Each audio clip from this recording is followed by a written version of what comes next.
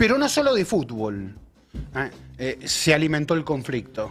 ¿No, Fede? Sí, porque, a ver, pasaron varias cosas y así hablando y buscando, encontré un par de historias, una que tiene que ver con el hockey del 82, y me puse a pensar también cómo hay que revalorizar el hockey, porque hace una semana teníamos acá una persona, una jugadora de hockey, que hablaba del conflicto del 24 de marzo, de lo que significaba y del conflicto que ella vivió.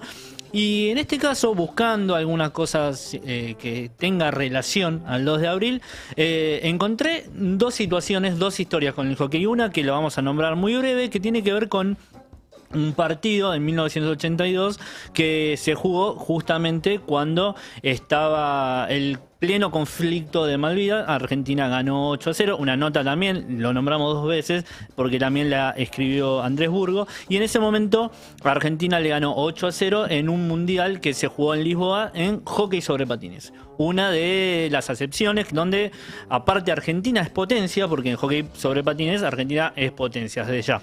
Entonces tenemos hockey sobre césped, la nombramos la semana pasada, hockey sobre patines en 1982, y ahora le sumo además el hockey sobre hielo. A ver, es una situación que quizás no es uno de los deportes más populares, pero que trajo un problema más, un capítulo más, no un problema, vamos a nombrarlo así, y que tiene que ver con algo que no puede pasar. De hecho, no puede pasar porque Argentina dice que no puede pasar, entre otras cosas, que es un enfrentamiento deportivo entre Argentina y las Islas Malvinas. ¿Por qué? Porque claramente nosotros no reconocemos que existen las Falklands como ellos dicen que existe, sino que hay un reclamo de soberanía por parte de nuestra Cancillería, y es un histórico reclamo que nosotros vamos a mantener desde ya. Ahora, ¿qué pasó? En 2019 hubo un partido de hockey sobre hielo en un torneo que se llama Latam Cup. Fue en 2019, el torneo se llevó adelante en Miami, y ahí entre tantos invitados, si bien no era un torneo organizado por la Federación Internacional de Hockey sobre Hielo, era un torneo amistoso. Pero ¿qué pasó? Ahí arrancó con un problema, que es que Argentina presentó equipos de varias categorías, de adultos, de cadetes y de menores, y del otro lado, como es el deporte que más se juega actualmente en las Islas Malvinas, estamos hablando de hockey sobre hielo, lógicamente también por el frío y por un montón de situaciones, también presentaron un equipo. A ver, habitualmente una cosa que suele ocurrir es que los jugadores de las Islas Malvinas viajan a Chile, viajan a otros países para poder llevarse adelante algunos amistosos, principalmente en Punta Arenas. Ahora, ¿qué pasa?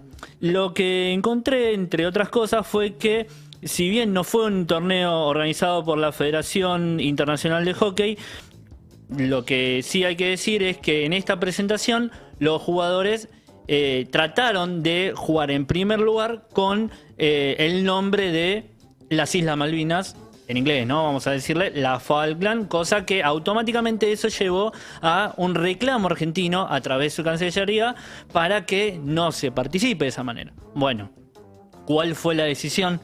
Que finalmente Argentina jugó contra Puerto Stanley, que si tenemos por ahí, tenemos una foto efectivamente para los que estén mirando de cómo era el equipo de ellos. Los que están en YouTube lo pueden ver, pero se ve que es la delegación, una delegación muy chica, claro, en la cual son realmente muy poca gente. Lógicamente también es un lugar donde habita poca gente, y se presentaron con con la remera, con una bandera también, lógicamente, de la que ellos creen que efectivamente para ellos es su propia soberanía, cosa que desde acá no coincidimos. Pero bueno, más allá de eso, lo importante es que estos partidos se llevaron a cabo y Argentina compitió no contra las Islas Malvinas, sino contra un combinado de Puerto Stanley. Finalmente así pasó.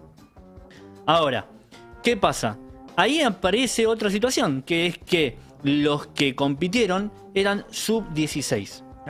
sub-16 chicos que no vivieron y le quedaban muy alejados. Quedaba muy lejos la guerra. Exactamente, no estaban tan en las situaciones, incluso los que pusieron, sí, se enojaron un poco más con esta situación eran incluso los entrenadores y dirigentes que sí entendían un poco más este conflicto, pero los chicos, en definitiva, sub-16, querían jugar al hockey sobre hielo porque es lo que hacen y querían incluso que del otro lado los chicos que habían viajado también jueguen porque en definitiva es un juego y para eso, para que nos cuente un poco de cómo se vivió ese momento, hablamos con Andrés Iannicelli, que fue el entrenador, el director técnico, mejor dicho, de la selección argentina que jugó contra el equipo de Puerto Stanley y acá, perdón, de Puerto Argentino, que tiene en otro nombre. Lo escuchamos a ver qué tenía para contarnos.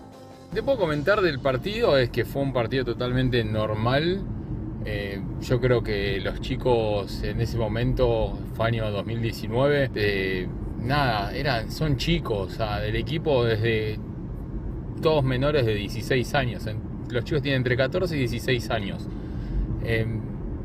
Están muy lejos de la historia que se vivió y todo el gran revuelo que se generó por fuera del partido es por gente mayor que estuvieron mucho más cerca de lo acontecido, de la guerra, pero los chicos lo viven de otra manera. Si bien saben, entienden y comprenden todo, no lo viven de la misma manera que alguien que nació en esos años o vivió la guerra en persona. Entonces es muy distinto y pedirles a ellos a veces que sientan lo mismo o que piensen igual es complicado, pero los chicos la verdad que se portaron de manera perfecta, respetuosos, y la verdad que la organización también hay que destacarla por el trabajo que hizo cuando se hizo los pedidos sobre tema de nombres, un montón de cosas que la verdad que se portaron súper bien, así que no. Yo como entrenador estaba más que satisfecho y contento, no solo con el resultado, sino también con todo el comportamiento. Bueno, acá escuchábamos a Andrés, que entre otras cosas nos contaban esa contradicción, y esto lo estábamos escuchando fuera del aire. ¿Qué historia?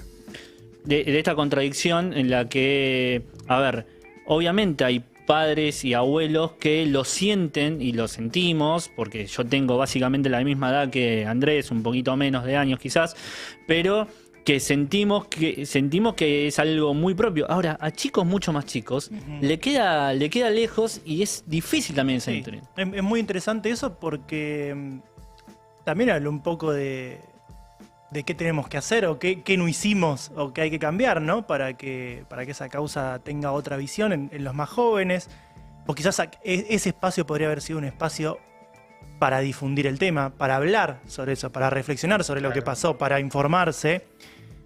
No sé si lo fue o no estoy asegurando nada.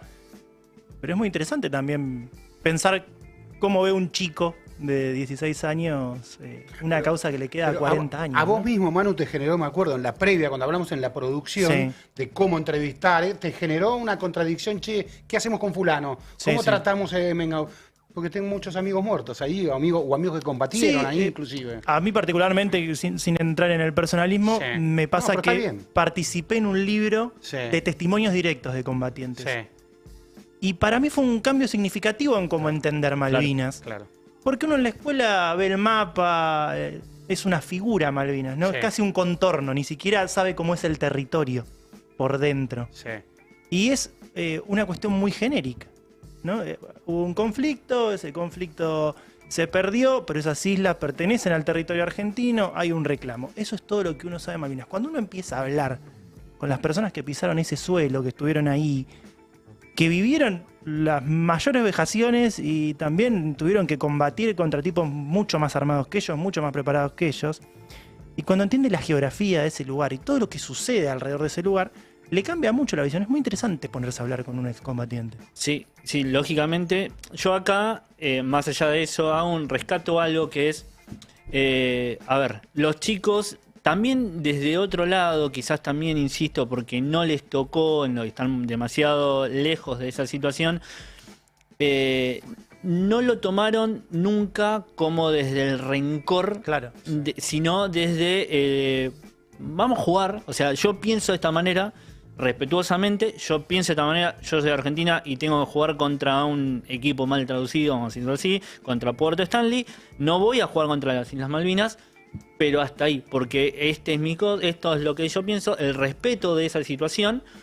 Y después, sí, yo creo esto, vos crees lo otro, sin el rencor, pero seguimos adelante manteniendo el histórico pedido argentino. Pero lo que estaba diciendo vos, hay mucha gente en el chat que también está opinando al respecto. Aquí Fox Tobio dice, les queda lejos porque tenemos que contarles más sobre nuestra historia. Por ejemplo, también manda saludos Alejandra Morales desde Santiago de Chile. Le mandamos un beso y un abrazo. Nilda, que dice saludos para todos. Muy emotivo el programa de hoy. Qué buen programa, dice Sandra. Y Manuela Maida nos cuenta que el 30 de marzo de 1982 cumplía 5 años viviendo en Río Grande. Aún recuerdo las sirenas sonando en la ciudad, apagando las luces, metiéndonos abajo del sillón. La guerra lastima a mucha gente. No, porque además está esa parte, ¿no? La parte del continente, que también vivió desde otro lugar la guerra y todo lo que pasó alrededor.